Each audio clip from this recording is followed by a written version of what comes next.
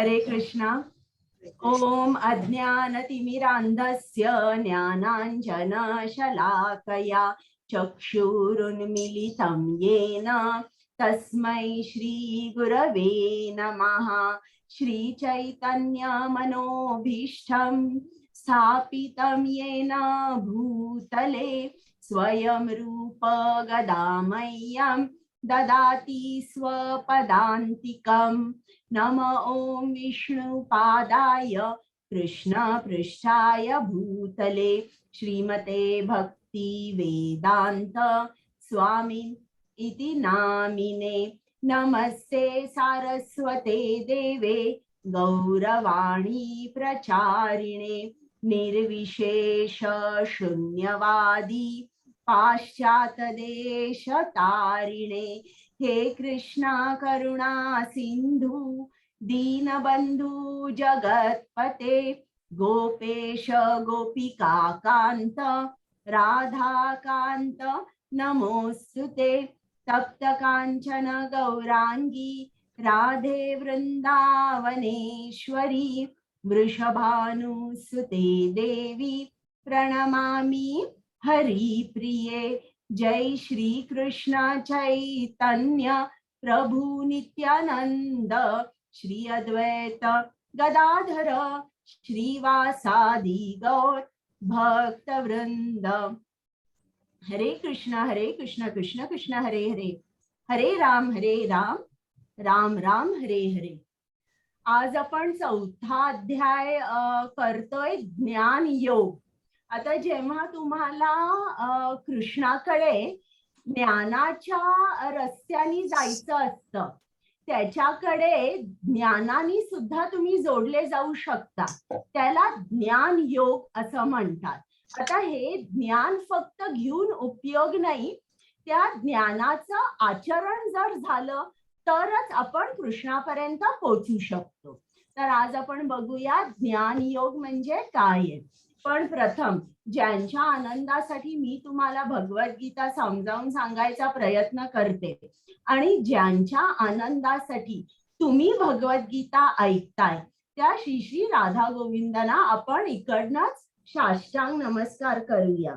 त्याचप्रमाणे कृपामूर्ती श्रील प्रभुपाद ज्यांनी आपल्यासाठी सोप्या शब्दात गीता लिहिली. म्हणजे कशी लिहिली आहे मी तुम्हाला सांगते. लहान बाळ असतं ना आणि जेव्हा ते नुसतं खायला लागतं अगदी 1-4-5 महिन्याचं, तेव्हा आपण कसं त्याला काही केळं असेल तर चांगलं मॅश करतो किंवा मिक्सर मधून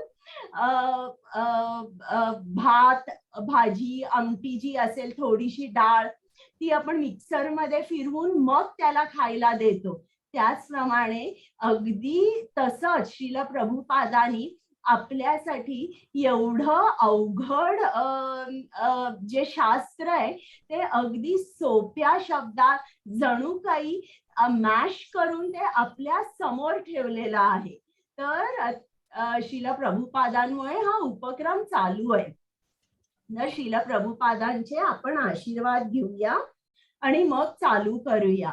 त्याचप्रमाणे माझ्या को-होस्ट कुमुद माताजी, पल्लवी माताजी आणि जे कीर्तन करायला असतात, गीता महात्म्य म्हणायला येतात, त्यांना सुद्धा मनापासून धन्यवाद आणि प्रणाम. त्याचप्रमाणे आता मी हे जे माझ्या मैत्रिणीच्या घरी आलेले आहे त्यांना सुद्धा प्रणाम. त्यांनी माझ्यावर खूप मोठी कृपा केलेली आहे म्हणून तुम्हाला खूप छान ऐकायला मिळतं. तर आता आपण जरासा एक रिकॅप घेऊया की काल आपण काय काय शिकलो. अध्याय 3 कर्मयोग. त्यात अर्जुनाचा प्रथम प्रश्न होता की मी काय करू, कर्म करू की कर्माचा त्याग करू, मला काहीतरी एक सांग.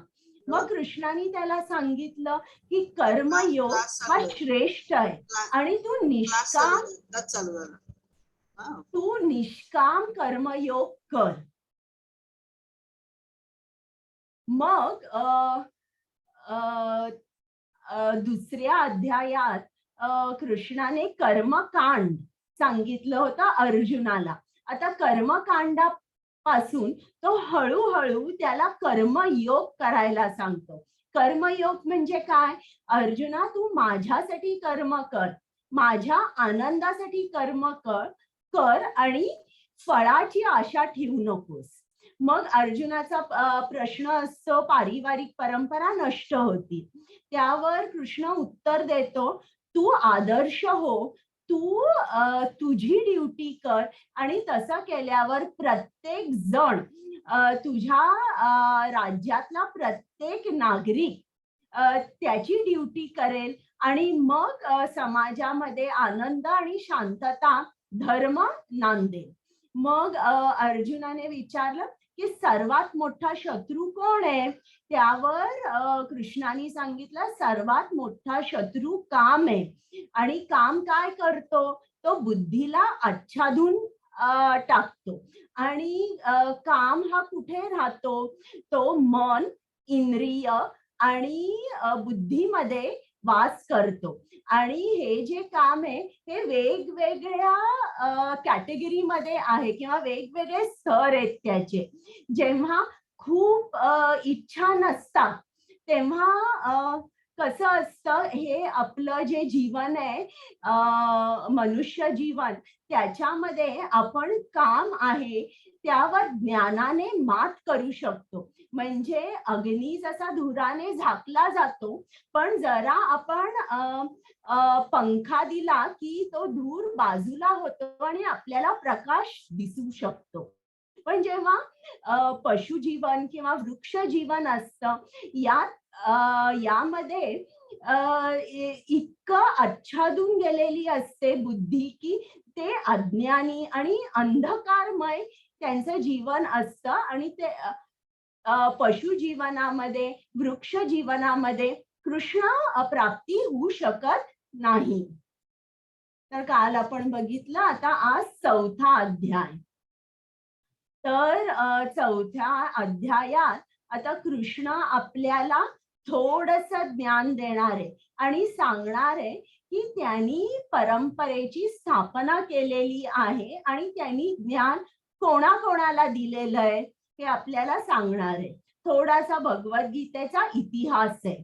मग कृष्णानी वर्णाश्रमाची स्थापना केली, त्याबद्दलही आपण जाणून घेणार आहोत. मग परत कर्मयोग, कर्म सुद्धा वेगवेगळ्या प्रकाराचे असतात. ते कोणते ते आपण बघणार आहोत. मग जेव्हा आपण त्याग करतो, फळाचा जेव्हा आपण पूर्ण त्याग करतो, तेव्हा आपलं मन कसं होतं?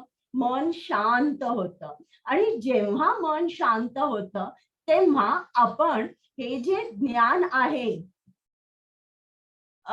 कृष्णाचं जे ज्ञान आहे ते आपण त्याचं शोषण करू शकतो आणि त्या ज्ञानाचं आचरण करू शकतो. तर हे जे आहे त्यागामुळे दिव्य ज्ञान प्राप्त होते असं कृष्णाने सांगितलंय. परत इकडे सांगितलंय की तुम्ही फळ जे आहे कर्माचं फळ आहे त्याचा पूर्ण त्याग करा. मग ज्ञानाचे सार काय आहे हे आपल्याला परत शेवटी कृष्ण सांगणार आहे.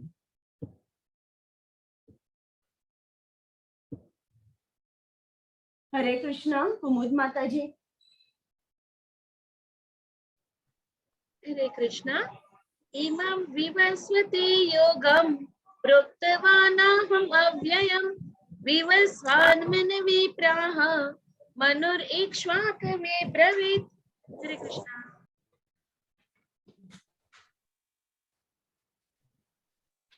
हरे कृष्ण. भगवान श्री कृष्ण म्हणाले, मी योगाचे हे अविनाशी शास्त्र सूर्यदेव विवस्वान यांना दिले होते आणि विवस्वानने ते मानव जातीचे पिता मनु यांना सांगितले होते आणि मनुने ते इक्ष्वाकुला सांगितले होते. हरे कृष्ण. आता कृष्ण आपल्याला इतिहास सांगतोय. तो अर्जुनाला सांगतोय की मी तुला हे जे ज्ञान दिलेलं आहे हे पुरातन आहे, मी काय तू म्हणतोयस की मला युद्ध करायचं नाहीये म्हणून तुला मोटिवेट करायला, तुला प्रेरणा देण्यासाठी काही हे मी ज्ञान उत्पन्न केलं नाहीये. हे खूप जुनं आहे आणि हे जे ज्ञान आहे हे बघा इकडे कृष्णाने सांगितलं हे अविनाशी ज्ञान आहे. हे ज्ञान मी सूर्यदेव विवस्वान. आता सूर्यदेव म्हणजे एक पोस्ट आहे बरं का. ज्याप्रमाणे प्राईम मिनिस्टर ही एक पोस्ट झाली, आता सध्या आपले प्राईम मिनिस्टर नरेंद्र मोदी आहेत. तर त्याचप्रमाणे कृष्ण सांगतोय मी हे जे अविनाशी ज्ञान आहे हे सूर्यदेव, कुठला सूर्यदेव, विवस्वान, याला हे ज्ञान दिले आणि विवस्वानाने त्याच्या मुलाला मनुला दिले. मनु हा कोण आहे? हा मानव जातीचा पिता म्हणून ओळखला जातो. आणि मनुने हे ज्ञान इक्ष्वाकू राजाला दिले. इक्ष्वाकू राजे जे होते त्यांच्या कुळामध्ये प्रभू रामचंद्रांचा जन्म झाला. आता आपण पुढे ऐकूया.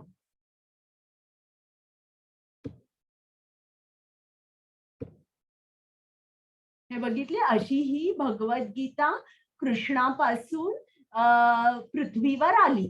इक्ष्वाकू राजे जे होते त्यांच्यापर्यंत आली. आता पुढे कुमुद माताजी.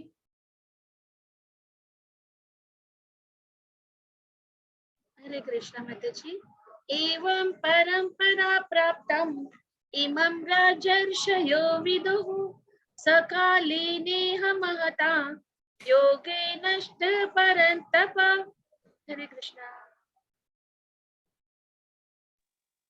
हरे कृष्ण माताजी, माझ्याकडे स्क्रीन अजून डिस्प्ले नाही झाली आहे. बरं कुमुद माताजी, कुमुद माताजी वाचता? हो माताजी.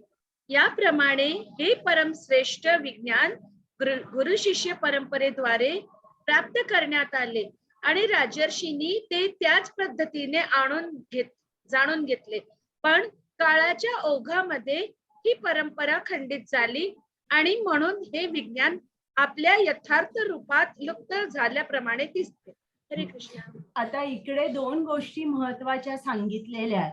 ज्ञान जेव्हा आपण घेतो ते आपण परंपरेद्वारेच घेतलं पाहिजे. गुरुनी शिष्याला, शिष्यानी त्याच्या शिष्याला, असं करून एक परंपरा जी आहे त्या परंपरेत ते ज्ञान घेतलं पाहिजे. कारण परंपरेतलं ज्ञान यथार्थ रूपात आपल्याला मिळतं आणि जेव्हा ते यथार्थ रूपात आपल्याला मिळतं त्याचा आपल्याला फायदा होतो आणि आपण त्याचं आचरण करू शकतो. आता कृष्णाने काय सांगितलंय की काळाच्या ओघात ही परंपरा खंडित झाली आणि खंडित झाल्यामुळे हे ज्ञान लुप्त झाले, म्हणजे यथार्थ रूपात ते पोचले नाही.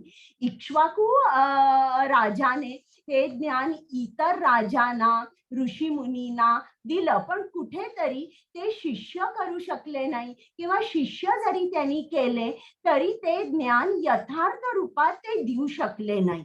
त्याच्यामुळे हे लुप्त झालं आणि म्हणून कृष्णाने ठरवलं की मी हे सगळं ज्ञान परत अर्जुनाला सांगेन. आता कृष्णाने 4 परंपरा स्थापन केल्या आहेत. त्या कुठल्या परंपरा आहेत बघा. कृष्णाने हे ज्ञान जे आहे हे ब्रह्मदेवाला सांगितलं, हे लक्ष्मी मातेला सांगितलं, हे शंकराला सांगितलं आणि 4 कुमारांना सांगितलं. तर त्यांनी हे ज्ञान जेव्हा ब्रह्माला सांगितलं, ब्रह्मानी हे ज्ञान नारद मुनींना सांगितलं, नारद मुनींनी शिष्यांना सांगितलं, त्यांनी त्यांच्या शिष्यांना सांगून हे ज्ञान आपल्यापर्यंत आलं. तर इस्कॉन मध्ये आपण असं म्हणतो की आपण ब्रह्मगौडीय संप्रदाय जो आहे त्या परंपरेत आपण आहोत. या परंपरेतले मुख्य आचार्य माधवाचार्य आहे. आता हे ज्ञान लक्ष्मीला सांगितलं. या परंपरेचं नाव आहे श्री परंपरा आणि त्यातले जे मुख्य आचार्य आहेत ते रामानुजाचार्य आहेत. हेच ज्ञान कृष्णाने शंकराला सांगितलं आणि ही परंपरा जी आहे तिला रुद्र परंपरा म्हणतात. त्यातले मुख्य गुरु जे आहेत ते विष्णू स्वामी आणि हे ज्ञान कृष्णाने 4 कुमारांना सांगितलं आणि कुमार परंपरेतील मुख्य आचार्य निंबार्काचार्य आहेत. तर या परंपरेतच जर तुम्ही ज्ञान घेतलं तरच हे ज्ञान तुम्हाला यथार्थ रूपात मिळेल आणि तुम्हाला त्या ज्ञानाचा फायदा झालेला दिसेल. आता ज्याप्रमाणे समजा जर एखाद्या मुलाला डॉक्टर व्हायचंय आणि त्यांनी ठरवलं की इतकं आपण एक 10-12 वर्ष कॉलेजमध्ये जाऊन कशाला शिका, कुठल्या तरी एका डॉक्टरच्या हाताखाली आपण 3-4 वर्ष काम करूया आणि मग त्यांनी त्याचा दवाखाना काढला आणि बसला. तर तुम्ही मला सांगा काय चान्सेस आहेत की तो सक्सेसफुल होईल किंवा त्याला यश मिळेल? सांगा बरं. तुम्हाला अनम्यूट करायला येतंय? हो, अनम्यूट करायला येतंय. सांगा काय चान्सेस आहेत? त्याच्याकडे सर्टिफिकेट नसणार आहे त्यामुळे. हा, एकदम बरोबर सांगितलं. त्याच्यामुळे त्याचे चान्सेस ऑफ सक्सेस किंवा यशस्वी होण्याचे चान्सेस खूप कमी आहेत बरं का. पण तेच तो मुलगा जर प्रॉपर गव्हर्नमेंट मेडिकल कॉलेजमध्ये गेला, तिकडे अभ्यास केला तर मात्र तो सक्सेसफुल होऊ शकेल, त्याला चांगलं यश मिळू शकेल. त्याचप्रमाणे अगदी त्याप्रमाणे कृष्णाने 4 परंपरा स्थापन केलेल्या आहेत. या 4 परंपरेत तुम्ही कुठेही जाऊ शकता, अनुग्रह घेऊ शकता. या 4 परंपरेत लिहिलेली गीता जी आहे ती वाचू शकता. पण या परंपरेच्या बाहेर जाऊ नका. आज तुम्ही ब्रह्मगौडीय वैष्णव परंपरेमध्ये श्रील प्रभुपादांची गीता वाचताय जशी आहे तशी बरं का. खूप गीता चा अनुवाद तुम्हाला बाजारात दिसेल. कुठलीही गीता उचलायची नाही, कारण ती जर गीता तशी उचलली आणि वाचली तर त्याचा काहीही फायदा होणार नाही. या 4 परंपरेत जी कृष्णाने स्थापन केलेली आहे त्या परंपरेतच तुम्ही गीता वाचू शकता किंवा इकडे जाऊन अनुग्रह घेऊ शकता. मग आता अर्जुनाला प्रश्न आहे की हे असं कसं आहे, तू म्हणतोयस तू विवस्वानला सांगितलं, पण विवस्वान कुठल्या युगात होता आणि तू तर आता माझ्या समोर इकडे उभा आहेस, तू माझा समकालीन आहेस. मग मी कसं समजू की तू विवस्वानला ही गीता सांगितलेली आहेस? मग आता हे समजवण्यासाठी थोडंसं तुम्हाला वैदिक मॅथ्स सांगते बरं का. पटपट सांगते आणि मी तुम्हाला ही PDF पाठवेन, तर तुम्ही हे नीट कॅल्क्युलेटर घ्या आणि कॅल्क्युलेट करा. तर आता आपण कलियुगात आहोत बरं का. कलियुगाचा काळ किती आहे? 4,32,000 वर्ष हा कलियुगाचा काळ आहे. कलियुगाचा दुप्पट काळ म्हणजे द्वापार युग, 8,64,000 वर्ष इतका काळ द्वापार युगामध्ये असतो. कलियुगाच्या तिप्पट काळ त्रेतायुग आणि कलियुगाचा चौपट काळ जो आहे तो सतयुग आहे. आता सतयुग अधिक त्रेतायुग अधिक द्वापार युग अधिक कलियुग म्हणजे 4 युग मिळून एक दिव्य युग होतं. त्या दिव्य युगामध्ये आता तुम्ही याची सगळी बेरीज केली की तुम्हाला इतकं येईल 4.32 दशलक्ष वर्ष म्हणजे एक दिव्य युग आहे बरं का. आता अशी 71 दिव्य युग जेव्हा आपण घेतो तेव्हा त्याला एक मन्वंतर म्हणतात. मग एक मन्वंतर म्हणजे 306.72 दशलक्ष वर्ष. एक मन्वंतर म्हणजे काय? त्या मन्वंतरामध्ये एक मनु राज्य करतो. मग अशी 14 मन्वंतर जेव्हा आपण एकत्र करतो आणि 15 संध्या, संध्या म्हणजे काय? की जेव्हा अंशिक विनाश होतो, म्हणजे सर्व सृष्टी ब्रह्मदेवामध्ये लीन होते, तेव्हा त्याची रात्र होते, आणि जेव्हा ब्रह्मदेवाची सकाळ होते तेव्हा ती परत सृष्टी निर्माण होते. याला म्हणतात पार्शियल डिव्हास्टेशन किंवा अंशिक विनाश. तर 14 मन्वंतर आणि 15 संध्या हा ब्रह्मदेवाचा एक दिवस असतो. त्याच्या दिवसाला कल्प म्हणतात. आणि त्याची तुम्ही 14 मन्वंतर 15 संध्या या सगळ्याची बेरीज केली की ती येईल 4.32 अरब वर्ष, 4.32 बिलियन इयर्स. हा ब्रह्मदेवाचा एक दिवस झाला आणि त्याची रात्र पण इतकीच असते बरं का. हा दिवस झाला आणि रात्रही तितकीच असते. आता पुढे त्यांनी कॅल्क्युलेट करून सांगितलेलं आहे की ब्रह्मदेवाला सध्या 50 वर्षे झालेली आहेत. आता हे त्यांनी कसं कॅल्क्युलेट केलंय? कारण ब्रह्मदेवाचं जे आयुष्य आहे ते 100 वर्ष आहे बरं का. आणि त्याला किती वर्ष झाली आहेत? तर 6 मन्वंतरे संपली आहेत. 6 मन्वंतरे म्हणजे इतकी वर्ष झाली.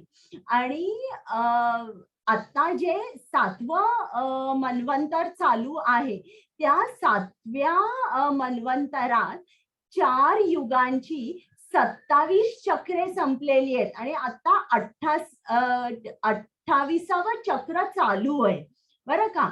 सतयुग, त्रेतायुग आणि द्वापार युग मध्ये इतका काळ गेलेला आहे, 3.88 दशलक्ष वर्ष. आणि कलियुगात निघून गेलेला वेळ साधारण 5117 वर्ष आहे. तर जेव्हा हे सगळं आपण कॅल्क्युलेट करतो तेव्हा मग आपल्याला साधारण अंदाज येतो की ब्रह्मदेवाची किती वर्ष झालेली आहेत आणि किती बाकी आहेत. तेव्हा त्याचं जे वय आहे ब्रह्मदेवाचं ते साधारण 311 अशी एक फिगर आहे. ट्रिलियन म्हणजे मराठीमध्ये खरब म्हणतात बरं का. तर इतके म्हणजे आता ब्रह्मदेव 50 वर्षांचा आहे.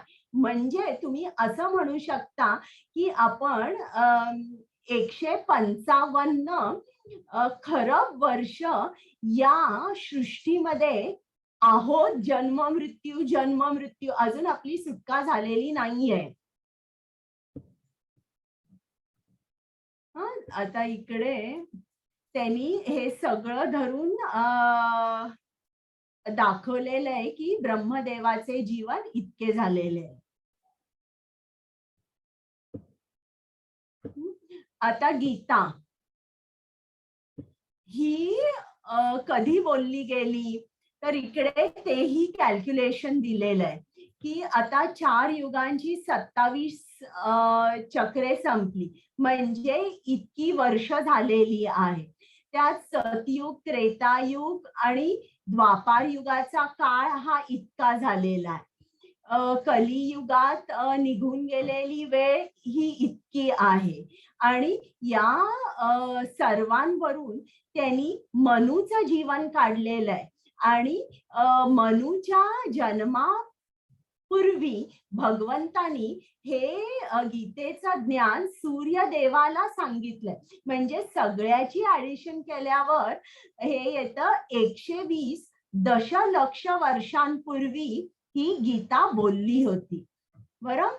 आणि मनूचं जीवन त्यांनी कॅल्क्युलेट केलेलं आहे इतकं 120 मिलियन इयर्स, 120 दशलक्ष वर्ष, आणि त्यांनी मनूला ही गीता सांगितली. म्हणजे साधारणपणे गीता 120 दशलक्षापूर्वी विवस्वानाला बोलली गेली आणि मग त्यांनी मनूला सांगितली. आता मग त्याच्यानंतर हे सगळं कॅल्क्युलेशन कुठे दिलंय? महाभारतामध्ये शांती पर्व आहे, त्यात हे सगळं कॅल्क्युलेशन दिलेलं आहे. आणि ही जी गीता आहे ही मनूनी इक्ष्वाकू राजाला सांगितली. तर इक्ष्वाकू राजे यांच्या कुळामध्ये प्रभू रामचंद्रांचा जन्म झाला आणि प्रभू रामचंद्र हे त्रेता युगामध्ये होते. त्याच्यामुळे त्यांनी कॅल्क्युलेट केलंय की गीता ही पृथ्वीवर कधी आली, तर त्रेतायुग आणि द्वापार युग ही इतकी वर्षे झाली, साधारण 2 दशलक्ष वर्ष. तर 2 दशलक्ष वर्षांपूर्वी आणि कलियुगातला ही 5000 वर्ष. तर साधारण तेव्हा गीता 2 दशलक्ष वर्षांपूर्वी पृथ्वीवर आली. मग त्यांनी कॅल्क्युलेट केलेलं आहे ब्रह्माचा 1 दिवस, 1 तास, 1 मिनिट आणि ब्रह्मदेवाचा 1 सेकंद म्हणजे 1,00,000 पृथ्वीची वर्षे झाली. हरे कृष्णा. हरे कृष्णा. अजोपि सन् अव्ययात्मा भूतानां ईश्वरोऽपि सन् प्रकृतिं स्वामधिष्ठाय संभवाम्यात्मम् आयया. हरे कृष्णा. हरे कृष्ण माताजी. मी जरी अजन्मा आहे आणि माझ्या दिव्य शरीराचा कधीच नाश होत नाही, आणि मी जरी सर्व प्राणी मात्रांचा ईश्वर आहे, तरी प्रत्येक युगायुगात मी माझ्या मूळ दिव्य स्वरूपात अवतीर्ण होत असतो. हरे कृष्णा. तर आता आपल्याला इकडे एक गोष्ट लक्षात येते की कृष्ण अजन्मा आहे. सवालाचे उत्तर देऊ शकतो. तर कृष्ण अजन्मा आहे. आपण म्हणतो कृष्ण जन्म आपण साजरा करतो, पण हे चुकीचं आहे. कृष्णाने सांगितलंय की तो अजन्मा आहे. कृष्ण अवतरतो, हे लक्षात घ्या. आता समजा जर मी अमेरिकेला गेले, आता मी अमेरिकेला गेले, तर अमेरिकेमध्ये कोणी म्हणेल का की या बाईचा अमेरिकेमध्ये जन्म झालाय आणि जेव्हा मी तिकडे जाते तेव्हा, आता समजा जर मी तिकडे 20-30 वर्ष राहिले आणि परत मी भारतात आले, तर ते म्हणतील का या बाईचा मृत्यू झालाय? नाही, ते म्हणतील ही भारतात राहत होती, काही काळासाठी ती अमेरिकेला आली आणि मग परत भारतात गेली. त्याचप्रमाणे कृष्ण अवतरतो त्याच्या ग्रहावरून, तो त्याच्या धामातून तो पृथ्वी लोकावर काही काळासाठी येतो आणि परत जातो.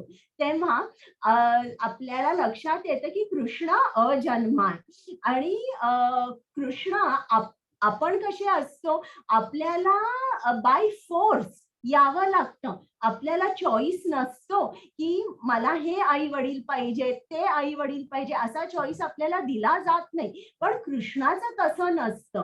तो स्वतः चॉईस करतो की मी यांच्या पोटी जन्म घे.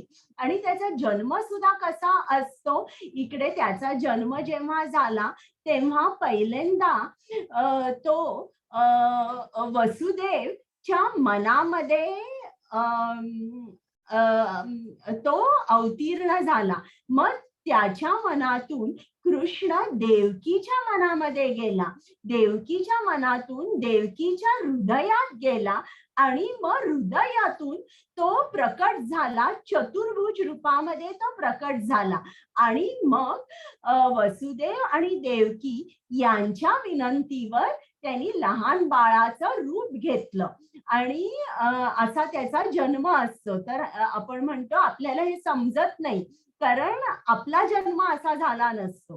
तर हे जे त्याचा जन्म आहे त्याला आपण म्हणतो हा दिव्य आहे.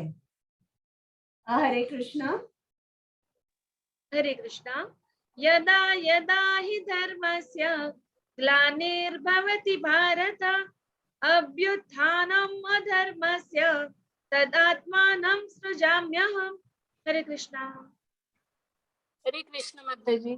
जेव्हा जेव्हा आणि जेथे जेथे धर्माचा ऱ्हास होतो आणि अधर्माचे वर्चस्व होते त्यावेळी हे भारता मी स्वतः अवतीर्ण होतो.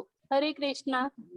आता कृष्ण सांगतोय की तो का येतो पृथ्वीवर, तर जेव्हा खूप अधर्म पसरलेला असतो.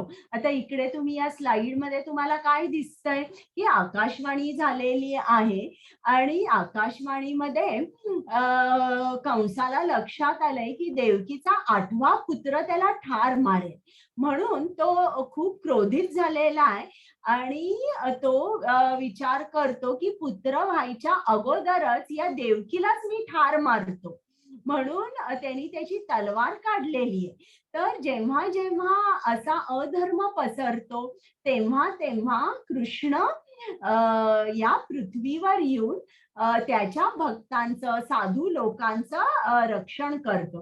हे जे कारण आहे ना, हे बाह्य कारण आहे, पण अंतर्गत सुद्धा एक कारण आहे की कृष्ण का येतो. आता बघा, कंसाला मारायला किंवा इतर असुरांना मारायला कृष्णाला खरंच यावं लागतं का? असं कृष्णाचे कितीतरी एजंट्स आहेत. नुसतं संवर्तक ढगाला जरी त्यांनी सांगितलं की तू खूप जोरदार पाऊस पाडव, तर कंस काय, त्याच्या बरोबर हजारो अशी राज्य जी आहे ती उद्ध्वस्त होती. तर कृष्णाला काही स्वतःला येऊन मारामारी करावी लागत नाही, असुरांना ठार करावं लागत नाही. मग ते अंतर्गत कारण काय आहे? कृष्णाला आपल्या भक्तांच्या आनंदासाठी तो अवतीर्ण होतो. त्याचे भक्त म्हणतात, कृष्ण आम्हाला फक्त तूच आणि तू आनंद देऊ शकतो, तूच आमच्यासाठी ये. तर भक्तांच्या प्रेमापोटी तो अवतरतो. हरे कृष्ण. हरे कृष्णा. परित्राणाय साधूनां विनाशाय च दुष्कृतां धर्म संस्थापनार्थाय संभवामि युगे युगे. हरे कृष्णा. हरे कृष्णा. भक्तांचा उद्धार करण्याकरिता आणि दुष्टांचा विनाश करण्याकरिता तसेच धर्माची पुनर्स्थापना करण्याकरिता मी स्वतः युगायुगात प्रकट होतो. हरे कृष्णा. तुम्हाला सर्वांना हा 7वा आणि 8वा श्लोक माहित असेल ना महाभारतामुळे. हरे हो कृष्ण. माताजी. हो माताजी. कुमुद माताजी. हरे कृष्णा. जन्म कर्म च मे दिव्यम् एवं यो वेत्ति तत्त्वतः त्यक्त्वा देहं पुनर्जन्म नैति माम् एति सोऽर्जुन. हरे कृष्णा. हरे कृष्णा. जो माझ्या जन्माचे आणि कर्माचे दिव्य स्वरूप जाणतो तो देह त्याग केल्यानंतर या भौतिक जगात पुन्हा जन्म घेत नाही, तर हे अर्जुना तो माझ्या शाश्वत धामाची प्राप्ती करतो. हरे कृष्णा. तर आता इकडे कृष्णाने सांगितलंय की माझा जो जन्म आहे तो दिव्य आहे आणि जो हे जाणतो त्याला परत जन्म घ्यावा लागत नाही. आता कृष्णामध्ये आणि आपल्यामध्ये काय फरक आहे, तर कृष्णाचं जे शरीर आहे ते आपल्यासारखं नाहीये बरं का. आपलं जे शरीर आहे, जेव्हा आपण आरशात बघतो तेव्हा आपल्याला हे शरीर दिसतं, म्हणजे हे जे स्थूल शरीर आहे ना ते आपल्याला दिसतं. आणि खरं म्हटलं तर त्याच्या आतमध्ये आपलं आणि एक शरीर असतं. ते जे शरीर असतं त्याला आपण सूक्ष्म शरीर म्हणतो. ते मन, बुद्धी आणि अहंकाराने बनलेलं असतं आणि त्याच्याही आतमध्ये आपला आत्मा असतो. म्हणजे खरं म्हटलं तर आपण हे शरीर नसतो, पण आपण या स्थूल शरीराबरोबर आपण आयडेंटिफाय करतो. आपण म्हणतो मी हे शरीर आहे.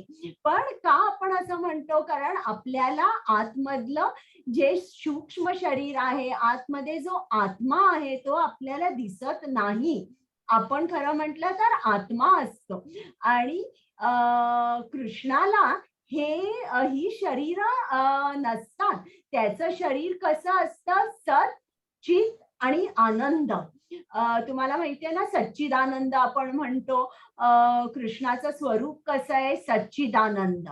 तर आपलं एकदम उलट असतं. तर सत, सत म्हणजे काय, शाश्वत. शाश्वत म्हणजे काय, की आपलं जे आता आपलं शरीर जे असतं, कृष्णाचं सत असतं, आपलं असत असतं. म्हणजे आपल्या शरीरावर काळ हा काम करतो. आपल्याला भूतकाळ असतं, भविष्यकाळ असतो, पण कृष्णाच्या शरीरावर काळ काम करत नाही. त्याच्यामुळे तो नेहमी वर्तमान स्थितीमध्येच असतो. त्याला भूतकाळ नसतो, भविष्यकाळ नसतो. तर हे झालं सत. चित, चित म्हणजे काय, जो ज्ञानाने परिपूर्ण आहे, असं स्वरूप कृष्णाचं असतं. पण आपलं कसं असतं, आपण अज्ञानाने परिपूर्ण असतो. म्हणजे ज्ञान बिलकुलच नसतं, अज्ञानाने पूर्ण आपण भरलेलं असतो.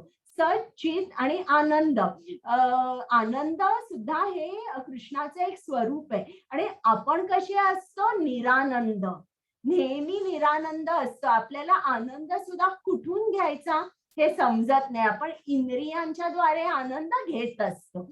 पण कृष्णाचं जे स्वरूप असतं ते वेगळं असतं. कृष्ण कसा असतो, तो मायेला नियंत्रित करतो. आणि आपण कसे असतो, आपण मायेद्वारा नियंत्रित असतो. आपण मायेच्या नियंत्रणाखाली आपल्याला राहावं लागतं. तर हे कृष्णाचं स्वरूप झालं आणि हे आपलं स्वरूप झालं. तर आता इकडे काय म्हटलंय कृष्णाने, जन्म कर्मच्या मे दिव्य. आता हे ज्याला समजतं तो परत जन्म घेत नाही. आता मला सांगा बरं, तुम्हाला समजलेलं आहे का की कृष्णाचा जन्म किंवा कृष्णाचे कर्म हे दिव्य आहेत, हे समजलंय का तुम्हाला? सांगा बरं. हो. म्हणजे म्हणजे असं आहे का, मग या श्लोकाप्रमाणे तुम्हाला पुनर्जन्म नाहीये, बरं, तुम्हाला समजलंय. पण आपल्याला हे फक्त शब्द समजतात, शब्दांचा अर्थ समजतो, पण तत्वतः हे समजत नाही. आता समजा जर मी तुम्हाला विचारलं की समजा जर तुम्हाला नरेंद्र मोदीच्या ऑफिसमधून फोन आला की मी तुमच्याकडे उद्या येतोय, आणि तुम्ही तो कॉल पण व्हेरीफाय केला, हो तो पीएमओ ऑफिस मधून कॉल आलेला.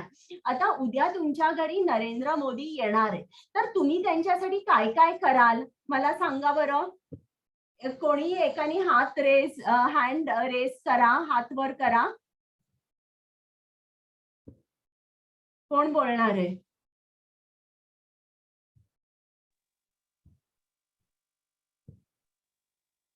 हा, विजय प्रभूजी नमस्ते. बोला. जर ते येणार असतील तर त्यांच्या स्वागताची, त्यांच्या खाण्याची पिण्याची सर्व सोय आणि जेवढी जय्यत तयारी करता येईल तेवढी मी बरोबर माझ्या आहे. परीने. आता तुम्हाला माहिती आहे की नरेंद्र मोदी म्हणजे गुजराती आहे. मग तुम्ही काही गुजराती प्रकार त्यांच्या पुढे ठेवाल ना, ढोकळा आणि काय उंदियो, खारका, अशा अनेक प्रकार ठेवाल, जाणून की हे गुजराती आहेत आणि हे व्हेजिटेरियन आहेत, म्हणजे तुम्ही नॉनव्हेज काही ठेवणार नाही. तर आता हे सगळं तुम्ही खूप छान तयारी केली, त्यांना बोलवलं, खूप छान स्वागत केलं. तर मग याच्यामध्ये उद्धार कोणाचा आहे, त्यांचा की तुमचा? मला सांगा बरं, कोणाचा उद्धार होणार आहे? आता इतरांनी पण बोला. आपला उद्धार होणार आहे. तर तुम्ही तत्वतः जाणलेलं आहे नरेंद्र मोदी कोण आहे, म्हणून तसं तुम्ही करू शकता. पण मी जर तुम्हाला सांगितलं की कृष्ण नरेंद्र मोदी पेक्षा सुद्धा वर आहे आणि तो तुमच्या घरी नाम रूपाने स्थित आहे, तुम्ही नाम घेताय, नाम रूपाने स्थित आहे, तर तुम्ही ज्याप्रमाणे नरेंद्र मोदीचं स्वागत कराल त्याप्रमाणे कृष्णाचं कराल का? कृष्णाला काय आवडतं, कसं वागलेलं आवडतं, काय खाल्लेलं आवडतं, हे जाणल्यावर तसं रोज तुम्ही वागाल का?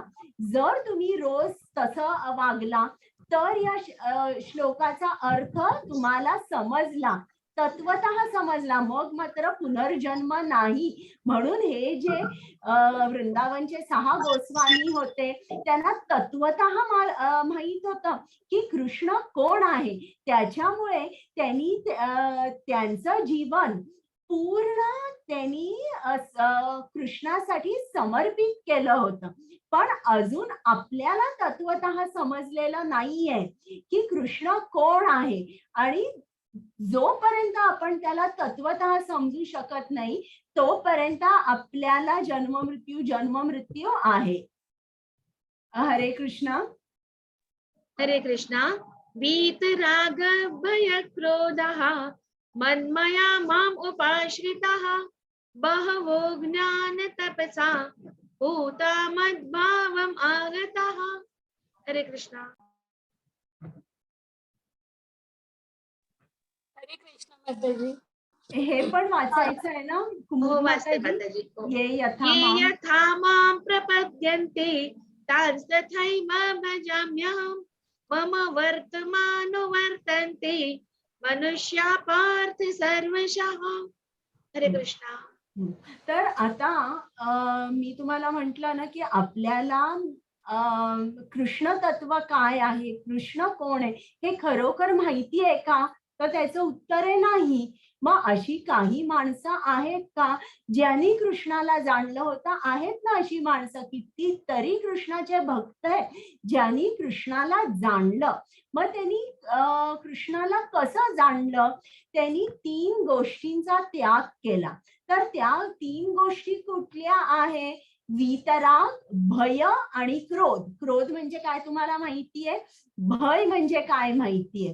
वीतराग म्हणजे आसक्ती किंवा अटॅचमेंट जी आहे ती जी अटॅचमेंट भौतिकाकडे आहे त्याचा पूर्ण जेव्हा आपण त्याग करतो, क्रोधाचा त्याग करतो आणि भय जे आहे त्याचा आपण त्याग करतो, तेव्हाच आपल्याला कृष्ण कोण आहे हे समजू शकतो. म्हणजे हे एक क्वालिफिकेशन झालं किंवा एक पात्रता झाली की आपल्याला कृष्ण हवा आहे ना, तर आपल्यामध्ये हे जे गुण आहेत हे नसले नाही पाहिजे. क्रोध, भय आणि खूप जी आसक्ती आहे ती असली नाही पाहिजे. मग जेव्हा आपण असे असतो तेव्हा आपल्याला कृष्ण प्राप्ती होऊ शकते. पण ती कृष्ण प्राप्ती होण्यामध्ये सुद्धा एक इक्वेशन आहे बरं का, की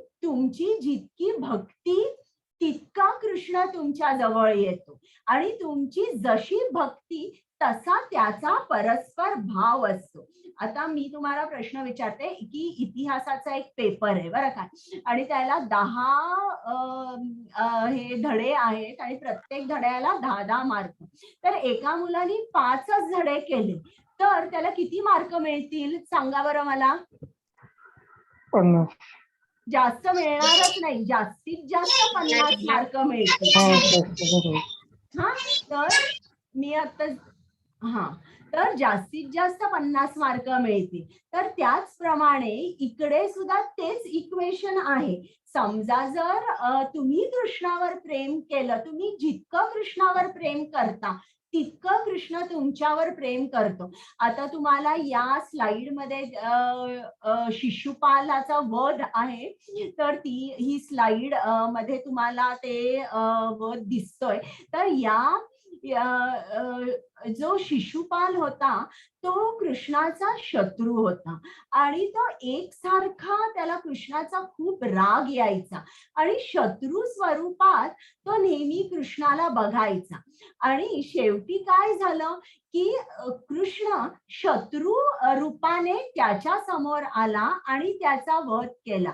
त्याचप्रमाणे तुम्हाला इकडे कंस दिसतो. कंस 100% त्याच्यामध्ये कृष्ण भावना होती, पण ती भावना कशी होती की मी कृष्णाला कधी ठार मारू, मी कृष्णाचा शत्रू आहे, मी असुर पाठवेन, मी मोठमोठे असुर पाठवेन, कृष्णाचा त्यांना वध करायला सांग. दिवस रात्र तो कृष्णाचा विचार करायचा, पण कुठल्या स्वरूपात? शत्रूच्या स्वरूपात. म्हणून शेवटी कृष्ण कंसाच्या समोर कुठल्या रूपात आला?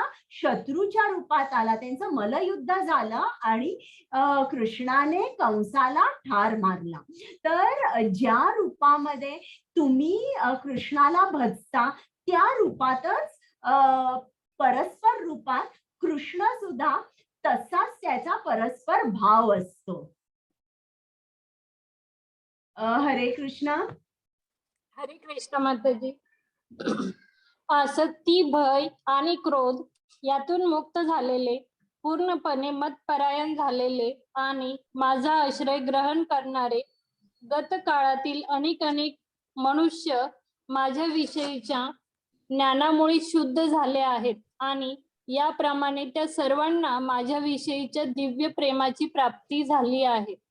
श्लोक नंबर 11. जी ज्या भावाने मला शरण येतात त्याला अनुसरून असे फळ मी त्यांना देतो. हे पार्थ, सर्वजण माझ्या मार्गाचे सर्व प्रकारे अनुसरण करतात. हरे कृष्ण. म्हणजे माताजी मी एक 10 मिनिटात येते. चालेल चालेल.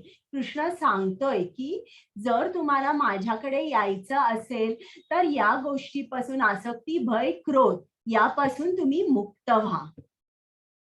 तर आता हे एक वासरू आहे आणि ते वासरू कृष्ण जिकडे जातं कृष्णाच्या पाठीपाठी जातं. म्हणून कृष्ण सुद्धा त्याचा भाव तसाच आहे. तोही वासराला जवळ घेतो आणि लाड करतो. इकडे बलराम कृष्णाचे पाय चेपतोय. मग कधी बलराम थकलेला असेल, कृष्ण सुद्धा त्याचे पाय चेपतो. तुम्ही जसं कृष्णावर प्रेम कराल तसं कृष्ण तुमच्यावर प्रेम करतो. पण तरीही काही लोक कृष्णाकडे जात नाही. का नाही जात? कारण त्यांच्या मनामध्ये खूप इच्छा असतात आणि त्यांना असं वाटतं की माझ्या इच्छा लवकर पूर्ण झाल्या पाहिजेत. मग ते काय करतात? लक्ष्मी देवीची पूजा करतात किंवा सूर्यदेवाची पूजा करतात, सरस्वतीची पूजा करतात आणि ते कृष्णाकडे जात नाही. आणि हे जे देवदेवतांची जी आराधना आहे हे परत 7वा, 8वा, 9वा, मग परत 17वा अध्याय याच्यामध्ये कृष्णाने परत परत सांगितलेलं आहे. तर आता समजा जर एक वडील असतील, त्यांच्याकडे त्यांची 2 मुलं आहेत. एक मुलगा अगदी मनापासून अभ्यास करतोय आणि 12वी नंतर तो बाबांना सांगतो की मला अमेरिकेत जायचंय आणि मला चांगली डिग्री घ्यायची आहे, खूप मोठं शिकायचंय. मग ते वडील काय म्हणतात, ठीक आहे, मी तुला पैसे हे करतो, देतो, तू युनिव्हर्सिटीमध्ये ऍडमिशन घे, तिकडे राहा. आणि त्याच्यावर खूप पैसा खर्च करतात. आता त्याचाच भाऊ असतो जो उनाडक्या करतो, सिनेमा बघतो, दारू पितो, सिगरेट ओढतो. तर तोही म्हणतो बाबा मला पण USA ला जायचंय, मलाही खूप शिकायचंय. पण ते वडील त्याला पैसे देतील का? मला सांगा बरं. नाही. का? कारण ते सगळे पैसे हा मुलगा उडवून लावेल. त्याचप्रमाणे आपण जेव्हा कृष्णाकडे जातो कुठलीही गोष्ट मागायला, आपण त्या दुसऱ्या मुलासारखे असतो जे सगळे पैसे उडवतो. पैसे उडवतो याचा अर्थ काय? आपल्याला कृष्णाने इंद्रिय दिली आहेत, त्या इंद्रियांचा वापर जेव्हा आपण मनुष्य जीवनात कृष्णासाठी करत नाही, तेव्हा हे मनुष्य जीवन म्हणजे कृष्णाने दिलेलं आपल्याला खूप खूप मोठं बक्षीस आहे. त्या बक्षिसाचा आपण नीट वापर करत नाही. त्या इंद्रियांमार्फत आपण हे जीवन व्यर्थ घालवतो, अगदी व्यर्थ. तर कृष्णाला जेव्हा असं दिसतं की याला मी खूप पैसे जरी दिले, खूप मोठं शिक्षण दिलं किंवा खूप पॉवरफुल पोस्ट दिली, तर तो त्याचा उपयोग कृष्ण भावनाभावी जीवन जगायला वापरेल की स्वतःच्या इंद्रिय तृप्तीसाठी जगेल. जेव्हा कृष्णाला असं दिसतं की नाही, हा स्वतःच्या इंद्रिय तृप्तीसाठी हे सगळं त्याची इंद्रिय खर्च करेल, तेव्हा मात्र कृष्ण देत नाही आपल्याला हवं ते.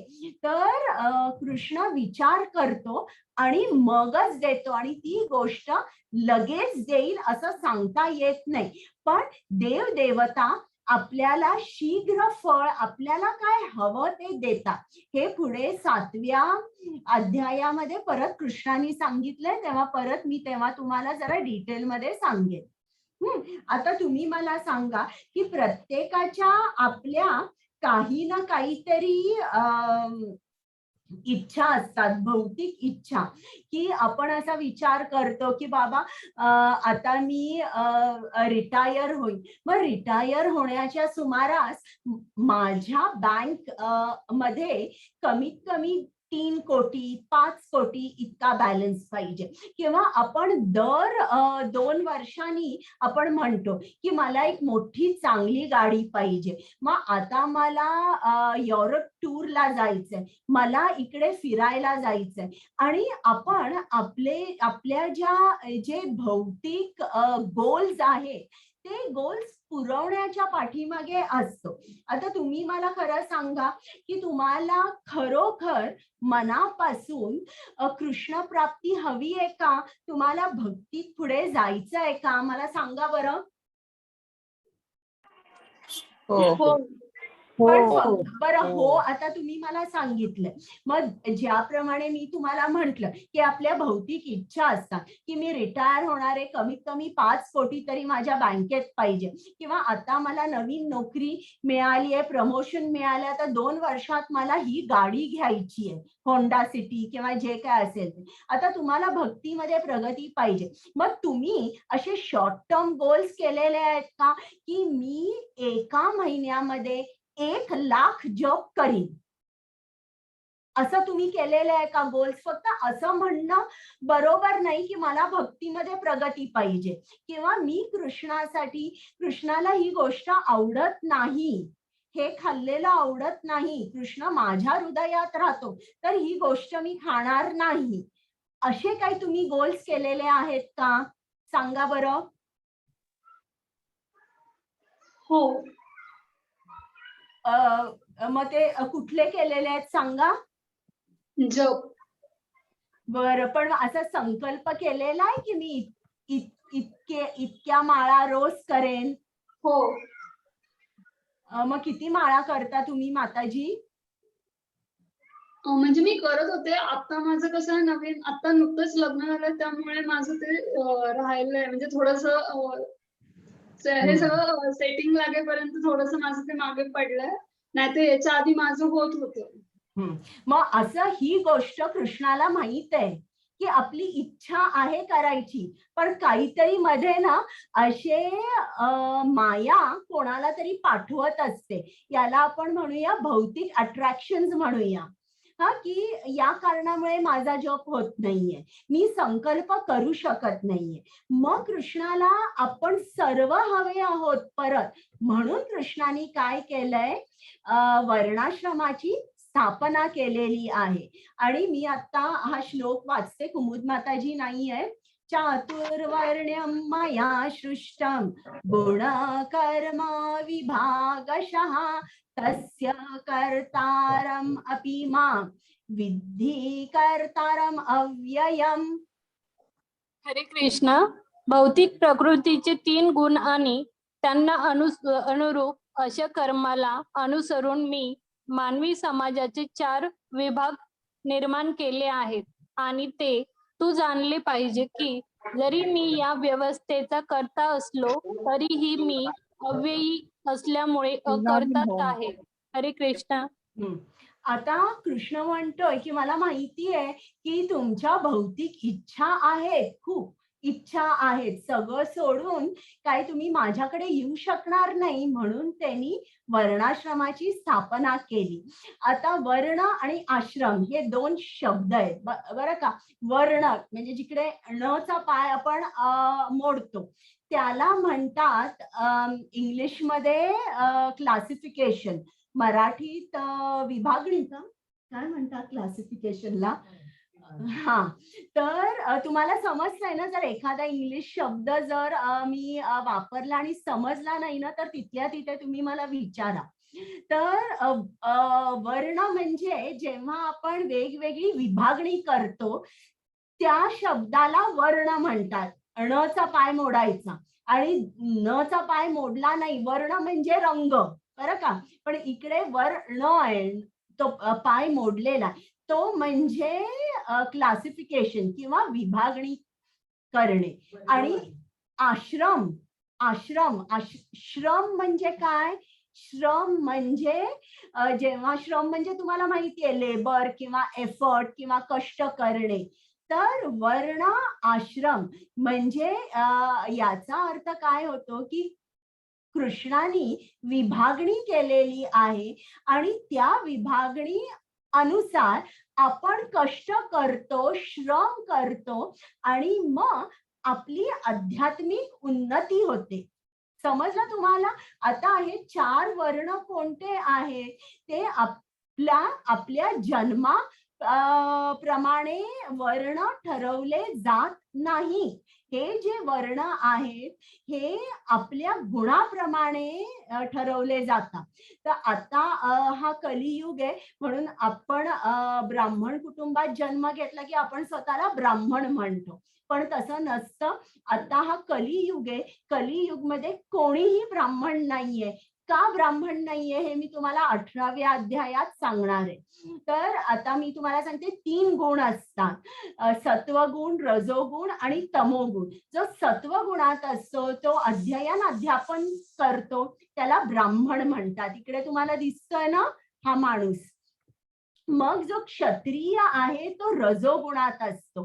ही माणसं आर्मी, नेव्ही, एअरफोर्स किंवा राज्यकारभार, पॉलिटिशियन्स अशी असतात.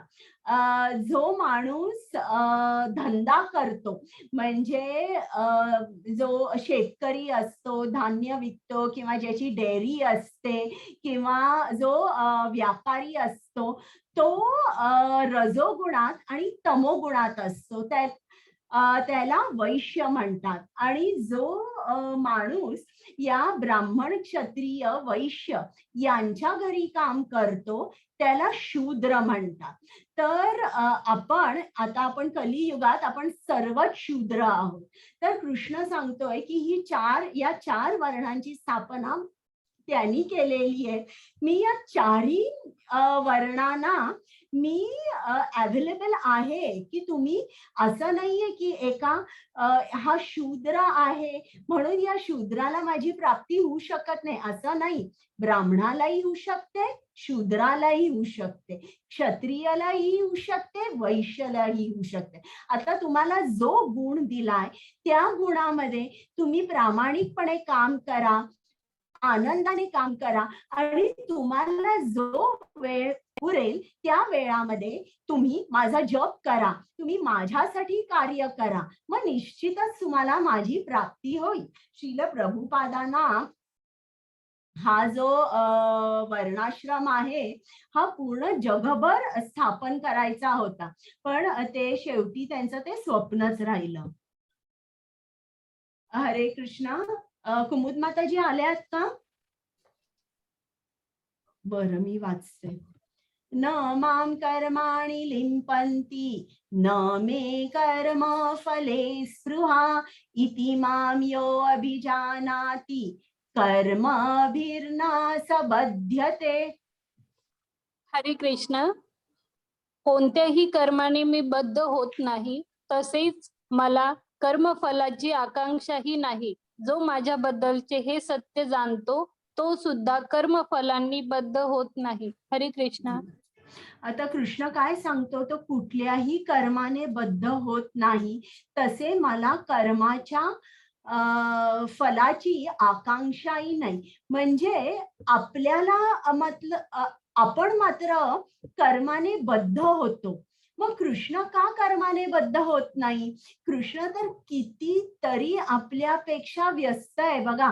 तो इकडे सुदामा आलेला आहे, त्यांनी सुदामाचे चरण धुतले, त्याची आरती केली, त्याला खायला दिलं, खूप प्रेमाने त्यांनी सुदामाचं स्वागत केलं. इकडे तो जेव्हा नंद महाराज आणि यशोदे बरोबर गोकुळात राहत होता वृंदावनामध्ये, तो सगळ्या गायींना वासरांना चरायला घेऊन जायचा. आणि नंद महाराजांकडे किती गायी होत्या माहितीये का? 9 लाख गायी होत्या. तर तो सगळ्यांना चरायला घेऊन जायचा. बरं, अर्जुन त्याचा मित्र होता, तरी देखील आणि कृष्णाची पोझिशन काय होती? कृष्ण म्हणजे भगवान आहे, सर्वश्रेष्ठ आहे, तरी देखील आपल्या मित्रासाठी कृष्ण म्हणाला, मी तुझा रथ हाकेन. त्याला तो कमीपणा वाटला नाही. आणि इकडे तर जेव्हा कृष्णाच्या लक्षात आलं की आता भीष्माच्या बाणाने माझ्या अर्जुनाचा वध होणार आहे, तेव्हा त्यांनी काय केलं? त्यांनी प्रतिज्ञा घेतली होती की मी अस्त्र शस्त्र उचलणार नाही. पण कृष्णाला इतका राग आला की त्यांनी त्याच्या रथाचं चाक उचललं आणि धावत धावत भीष्म पितामहांना मारायला गेला. तेव्हा अर्जुनाने कृष्णाचा पाय पकडला. कृष्णा, तू काय करतोयस? तू सांगितलं होतंस ना की तू कुठलंही अस्त्र शस्त्र उचलणार नाही, त्याच्यामुळे तू भीष्म पितामहांना मारू नकोस, मी ते सगळं करीन, तू चक्र हातातलं खाली टाक म्हणून. तर कृष्ण ही सगळी कर्म ही करतोय, इतका व्यस्त आहे, पण तो कर्मानी का बांधला जात नाही? कारण त्याला फळाची अपेक्षा नाही. तो प्रेमाने करतोय आणि त्याच्या भक्तांचा उद्धार हाच एक हेतू त्याच्या मनामध्ये आहे. त्याला कुठलंही फळ नकोय, म्हणून तो कधीच कर्माने बांधील होत नाही. त्याचप्रमाणे आपण जर हे सत्य जाणलं आणि आपणही असं कर्म केलं दुसऱ्यांच्या आनंदासाठी, म्हणजे कृष्णाच्या आनंदासाठी, जेव्हा आपण कर्म करू तेव्हा आपण सुद्धा कर्मफलानी बद्ध होणार नाही. कुमुद माताजी आल्या का? कर्मणो यपि बोद्धव्यम च विकर्मणः अकर्मणश्च बोद्धव्यम गहना कर्मणो गतिः. हरे कृष्ण. हरे कृष्ण. कर्माच्या गुंतागुंती समजणे अत्यंत कठीण आहे, म्हणून मनुष्याने कर्म, विकर्म आणि अकर्म म्हणजे काय हे योग्य रीतीने जाणले पाहिजे. हरे कृष्ण. आता कर्माचे 3 प्रकार आहेत आणि ते कोणते आहेत हे आपण जाणून घेतलं पाहिजे. का जाणून घेतलं पाहिजे? कारण आपल्याला कर्मबंधनात अडकायचं नाही. तर आता कर्म, जेव्हा आपण कर्म म्हणतो त्याचा अर्थ काय होतो की एखादं कार्य केल्यावर जेव्हा आपल्याला परत एक शरीर, एक भौतिक शरीर मिळणार आहे, जेव्हा कुठलीही ऍक्शन केल्यावर, कुठलंही कर्म केल्यावर त्याच्या परिणामात आपल्याला भौतिक शरीर मिळणार आहे, त्या कार्याला कर्म म्हणतात. पण इकडे कर्म म्हणजे काय की आपलं जे विहित कर्म आहे त्याला कर्म म्हटलेलं आहे बरं का. विहित कर्म म्हणजे काय की जे वेदांमध्ये लिहिलेलं आहे, आपण कर्तव्य आपलं कसं केलं पाहिजे, त्याप्रमाणे जर आपण कर्म केलं तर आपण उच्च ग्रहांवर, स्वर्ग लोकांवर आपण जातो. पण इव्हेंच्युअली म्हणजे शेवटी आपल्याला परत पृथ्वी लोकावर यावं लागतं. मग हे झालं कर्म. म्हणजे जे शास्त्राच्या अनुषंगाने आपण जी जी कार्य करतो त्याला कर्म म्हणतात. मग विकर्म म्हणजे काय? शास्त्राने काही कर्म निषिद्ध सांगितलेली आहेत ती आपण करायची नाही. उदाहरणार्थ नॉनव्हेज खायचं, असं जर आपण केलं तर मग पुढच्या आयुष्यामध्ये, पुढच्या जन्मात आपल्याला एका प्राण्याचं शरीर मिळतं. म्हणजे बघा, एखाद्या माणसाला खूप खूप नॉनव्हेज खायची इच्छा असेल तर कृष्ण हृदयात आहे, तो त्याचे सगळे विचार जाणतो. तो काय म्हणतो? हे मनुष्य शरीर मी या आत्म्याला का दिलं? की त्याची उन्नती व्हावी आणि तो परत माझ्याकडे यावा. पण या शरीरामध्ये हा काय करतोय? हा मासे खातोय, चिकन खातोय, मटण खातोय आणि त्यासाठी मी त्याला अस्त्र-शस्त्रही दिली नाही. बिचाऱ्याला केवढा त्रास होतोय. बाजारात जा, मटण आणा, ते साफ करा, स्वयंपाक करा. पण याला इतकी आवड आहे ना मटण खायची, तर मी त्याला पुढच्या जन्मात वाघाचं किंवा सिंहाचं शरीर देईन. त्याला इनबिल्ट, त्याच्या इनबिल्टच त्याला अस्त्र-शस्त्र देईन, त्याला अणकुचीदार नखे देईन, त्याला जाड-जूड जीभ देईन, त्याला तीक्ष्ण दात देईन. म्हणजे त्याला तिकडच्या तिकडे एका हरणाला, झेब्रा किंवा दुसऱ्या प्राण्याला मारून एकदम ताजं त्याला ते जे अन्न आहे किंवा ते जे मांस आहे त्याचा आनंद त्याला मिळेल. तर हे झालं विकर्म. म्हणजे आपण काही गोष्टी ज्या निषिद्ध सांगितलेल्या आहेत आणि त्या जेव्हा आपण करतो त्याला विकर्म म्हणतात. आता तुम्ही बघितलं काही नटनट्या असतात, ते खूप छोटे छोटे कपडे घालतात. तर अशा ज्या बायका असतात त्यांचं पुढचं शरीर वृक्षाचं असतं. वृक्ष जो असतो तो असाच उभा असतो, त्याच्यावर काहीही म्हणजे कपडे नसतात. तर अशा तऱ्हेचं शरीर त्या माणसाला किंवा त्या स्त्रीला मिळतं. आता एखाद्या माणसाला खूप झोपायची सवय असेल, 12-12, 13-13 तास माणूस झोपतो. मग कृष्ण म्हणतो, अरे हे तर त्याचा अर्ध्यापेक्षा जास्त आयुष्य झोपण्यातच जातंय. मग मी त्याला अस्वलाचं किंवा जिकडे तुम्हाला माहिती आहेत ना हे पोलार बेअर्स किंवा काही काही प्राणी जे असतात हे 6-6 महिने झोपतात. त्यांना आपण इंग्लिशमध्ये हायबर्नेशन म्हणतो, मला मराठीतला शब्द माहित नाहीये. तर 6-6 महिने ते झोपतात. तर मग कृष्ण त्यांना ते शरीर देतो. आणि अकर्म म्हणजे काय? की जेव्हा आपण कृष्णाच्या आनंदासाठी जे कार्य करतो त्या कार्यानी, त्या कर्मानी आपण बांधील होत नाही. तर ते जे कर्म आहे त्याला अकर्म म्हणतात. तर इकडे नारद मुनी दाखवलेले. नारद मुनी काय करतायत? सदैव ते भ्रमण करत असतात, नारायण नारायण म्हणत असतात, कृष्ण लीला सांगत असतात. तर जप करणे, कृष्णासाठी सेवा करणे, कृष्ण स्तुती ऐकणे, कृष्ण कथा ऐकणे, इतरांना सांगणे, हे सगळं अकर्म आहे, ज्यांनी आपण बांधील होत नाही. पल्लवी माताजी वाचता? हो माताजी. विकर्म म्हणजे वेदांचे पालन करत नाहीत, खालच्या प्रजातींमध्ये पतन होण्याचा धोका असतो. साधू संतांना हे अमान्य आहे. मानव जातीच्या मूळ उद्देशाचा पराभव होतो. हे सर्व कर्म जे ते विकर्मामध्ये येतात. आणि कर्मी म्हणजे वेदांचे पालन करतात, धार्मिक, स्वर्गप्राप्ती होते त्यांना आणि अखेर त्यांचा मृत्यू झाल्यावर ते देवलोकात परत जातात. हे लास्ट कर्म आहे का माताजी? अजून एकदा क्लिक कर. अकर्म. अकर्मी म्हणजे कृष्णाच्या भक्तीत, सेवेत व्यासपीठावर आले आहेत. फलदायी क्रिया म्हणजे पुनर्जन्म हे जाणतात.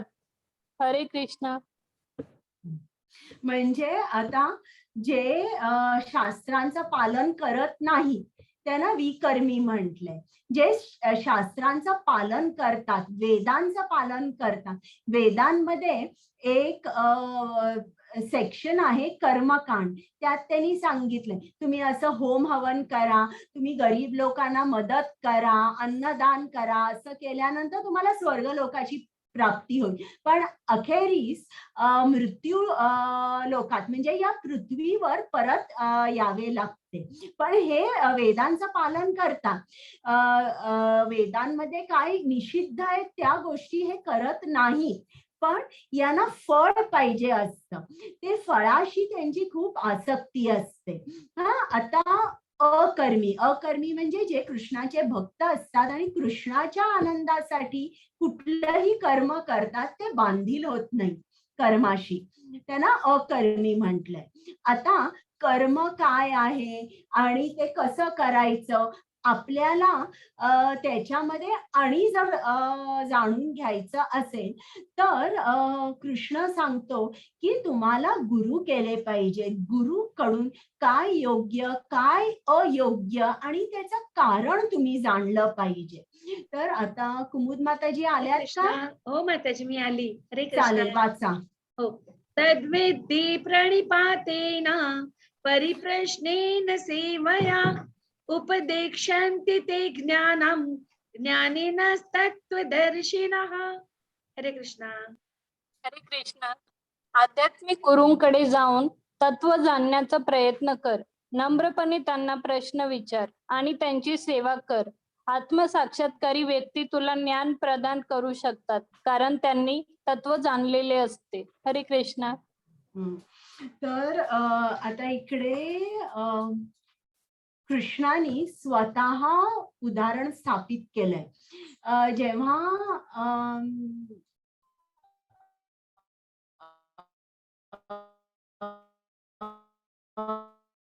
कृष्ण या पृथ्वीवर अवतरला आणि जेव्हा वेळ आली, शिक्षकाचं नाव होतं सांदीपनी. तर त्यांनी गुरूंच्या आश्रमात राहून त्यांनी गुरूंची सेवा केली. आणि इकडे कृष्णाने लिहिलेलं आहे की नम्रपणे त्यांना प्रश्न विचारा, त्यांची सेवा करा. चॅलेंजिंग तुम्ही गुरुना विचारू नका. गुरुनी कृष्ण तत्व जाणलेलं असतं. मग ही गोष्ट त्यांना तुम्ही नम्रपणे तुमच्या शंका विचारा, त्यांची सेवा करा. आणि जेव्हा हे 2 गुण तुमच्यामध्ये असतील, नम्रपणा आणि सेवा भाव, मगच ती व्यक्ती तुम्हाला ज्ञान प्रदान करू शकेल आणि तुम्ही ते ज्ञान शोषू शकाल. अथवा तुम्ही या 2 तुमच्यामध्ये क्रायटेरिया नसतील तर तुम्हाला त्याच्यामध्ये यश मिळणार नाही.